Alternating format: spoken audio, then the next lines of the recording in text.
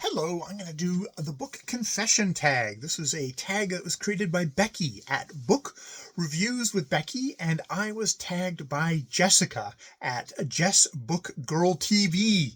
And I confess I am pleased to be tagged.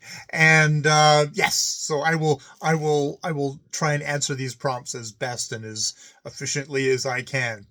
Number one, what is an unpopular book opinion / preference you have?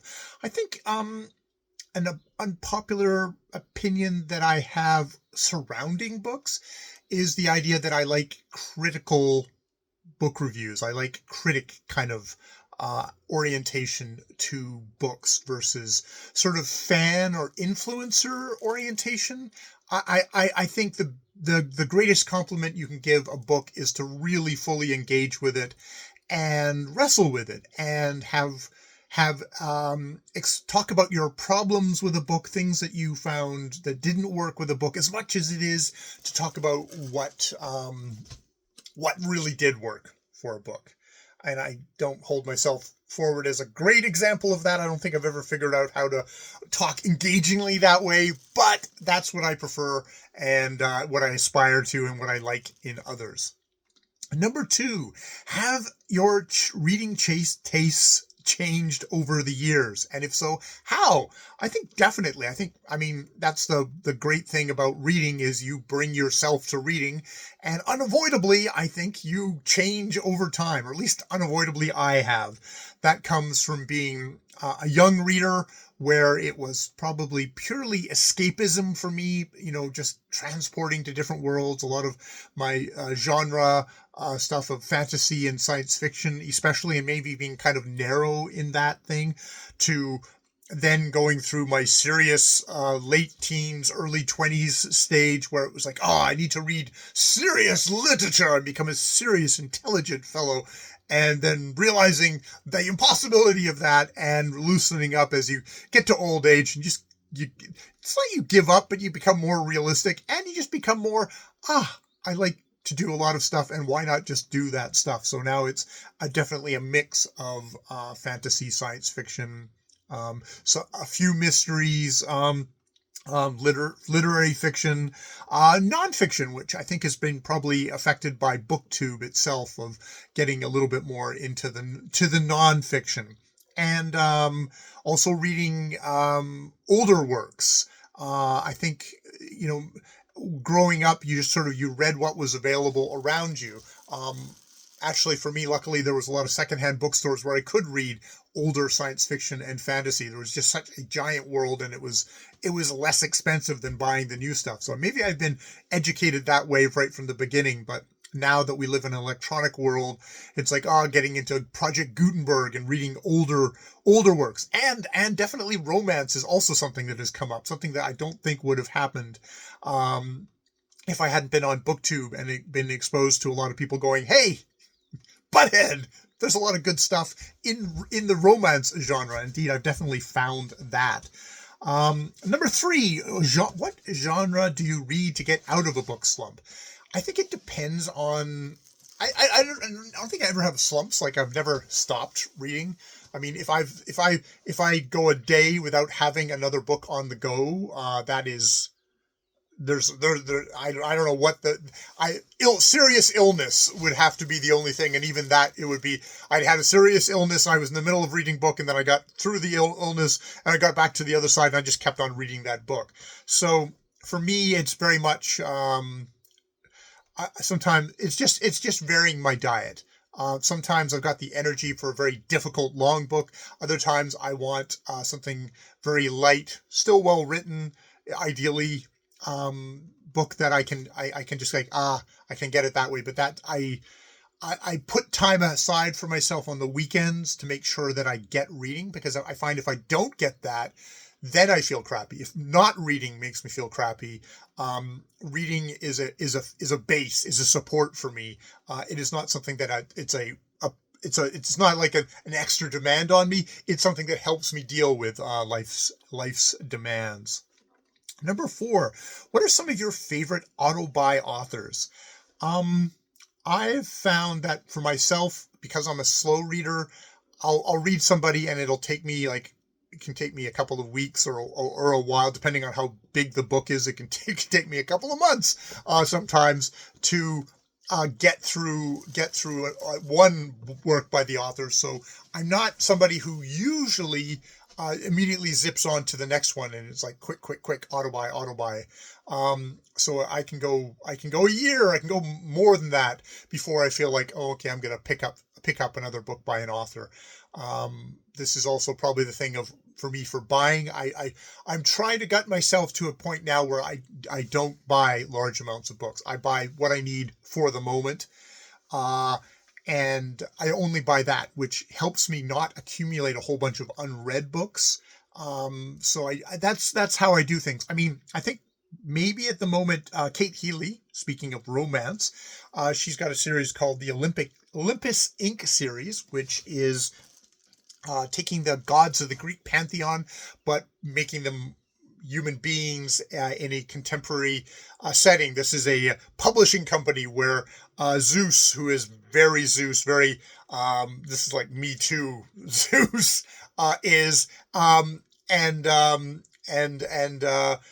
kind of, you know, that kind of it's a fun but well written but surprisingly wise and kind of perceptive about modern kind of navigating the modern world. Read Persephone in Bloom, Aphrodite Unbound, Hera Takes Charge, Ask Cassandra, all in a row. And indeed, when I was thinking about this question, it's like, oh yeah, and it's like, hey, there's another book out in that series. I will automatically buy that when I'm ready for the next one. It's just like they are just such excellent kind of chocolates of things, but not empty chocolate. This is deep, rich chocolate. Deep dark chocolate for my taste buds. Number 5, how many chances do you give an author before you won't try them again? I think if it's an author that I've been reading for a while and they've come along with lots of good books, and then there's like one that just really clunker and just like, oh, that did not work for me, I will probably approach them cautiously, like sort of with tongs, and examine the book before I dive heedlessly back into them. Sometimes there's authors that you're like, oh, I'm right with you, and then they just take a turn, and you're like, nope, this is not for me anymore, and I exit the thing. So that's like, you know, you do one wrong, and then I'm carefully looking, and maybe I won't come back to you, or maybe I'll give you one more try if I've heard enough good things. If it's an author that I've just come to the first time and I try their book and it's just like, it's just not for me. It's like, that might be it. That might be it just right there. I life is short and I don't have the time to waste on waiting for another one. Number 6, do you have anything you like to do / listen to while you read? And I would say no. I'm lucky that I live in a fairly quiet space, quiet house with a quiet spouse. And so I don't need, music interferes with my concentration. I think the only reason I would have music on is if I was in a super loud, randomly disruptive environment where I use music as a white noise. But just ideally for most of my reading is at home. It's quiet. I just read in quiet, focused on that book and nothing else. Number 7, how far do you read before DNFing? That's do not finish. I would say it was 100 pages. It's probably more like 50 pages, 25. I mean, it depends. I've had some books where I've argued with them the entire way through, like, am I going to finish this book? And I have gotten to the end of the book because there's been something there. There are other books where I go, oh yeah, I'm not here. This is not working for me within 25 pages. That's a good thing with ebooks now, with getting samples. You can try a sample of a book if you're not quite sure about an author and find out. And that's usually got to do fiction. That's got to do with writing style. Nonfiction, that can have to do with how trustworthy you think they are. Is this somebody who's deliberately trying to kind of slant facts to make their point, but you're not really playing fair. And if it's like that, then it's like a quick DNF, very quick DNF. Yeah. Number 8, do you ever find yourself making the same faces as the characters in the book? I I think I have a kind of an autonomic kind of response to kind of trying to do that. I think I sometimes authors will try and describe the actions, the motions of a character because they don't want to say it unequivocally. They want to describe it and suck you into trying to like figure it out, become invested that way. And sometimes that can be a little confusing, and maybe there's a little acting out that happens then. Number 9, reread. Yes, no, depends.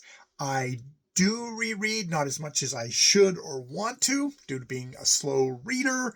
But I really enjoy it when I do, especially, get the right kind of book that is like, wow, I missed so much the first time that I get more this time, or I get to meet a different self that had read this like when I was a teenager, and now I read it now, and it's like, wow, all the stuff that I assumed or believed in back then that I've changed significantly. So you get to meet you meet yourself within a reread, which also is also great to go. And there's also just rereads that are comfort rereads. But a lot of times I get my comfort from reading stuff in different genres. But I guess there's a comfort reread too that happens where you're secure that you're going to enjoy this book, that the company, the characters, the author is like, I can get into that there.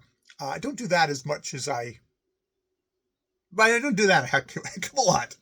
Number 10, finally, tag others. I'm going to tag Angie at Angie's Reading Life. Heard about her from Kelly at Books I'm Not Reading.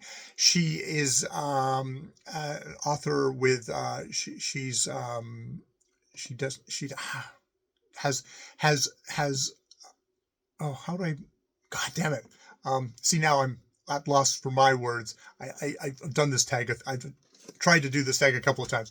She is somebody who has is visually has a visual disability. She doesn't show her face on camera. It's just a little wiggly lines. She does really short, sharp videos, like 5 minutes long. Actually, Jessica of Jess Book Girl TV also does really short, little sharp, concentrated videos, which I am in awe of and obviously incapable of when you look at something like that. So yes, check out Angie at Angie's Reading Life. I'll put a link to her down below, and hopefully she'll do the tag. And thanks again to Jessica, and definitely check out her channel. She did a video fairly recently about Autism Awareness Month, recommending 2 books and talking about her experience growing up with Asperger's, which is definitely worth checking out. All right, I will leave it there. More videos later.